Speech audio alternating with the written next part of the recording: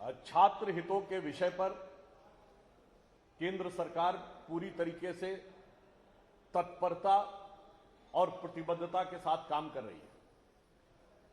हमारे वरिष्ठ नेता केंद्रीय मंत्री जेपी नड्डा जी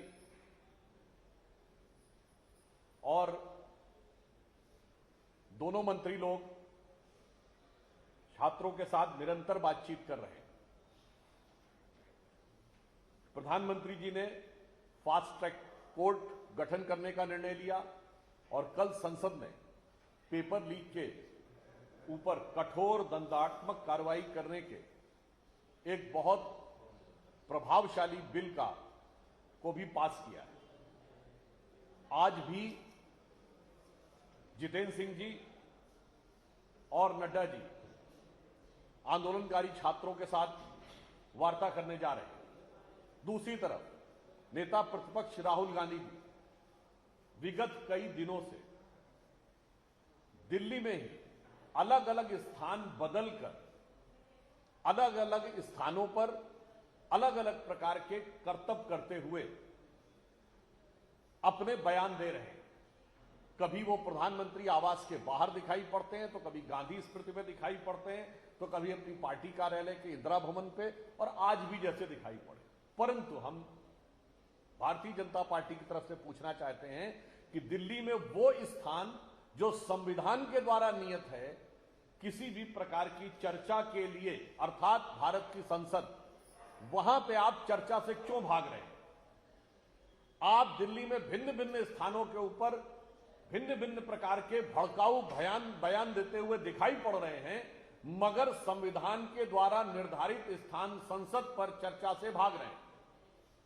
यह दर्शाता है कि इनका उद्देश्य व्यवस्था और समाधान ढूंढना नहीं, अराजकता और घमासान ढूंढना है। मैं कांग्रेस पार्टी से स्पष्ट रूप से पूछना चाहता हूं कि सोमवार को संसद के वर्तमान सत्र का दूसरा सप्ताह प्रारंभ होगा। आप इस समस्या पर और आपके द्वारा जो भी विषय रखे गए हैं, जब सरकार संसद में चर्चा करने के लिए तैयार है, तो आप सोमवार से संसद की चर्चा में भाग लेंगे अथवा पुनः चर्चा से भागेंगे।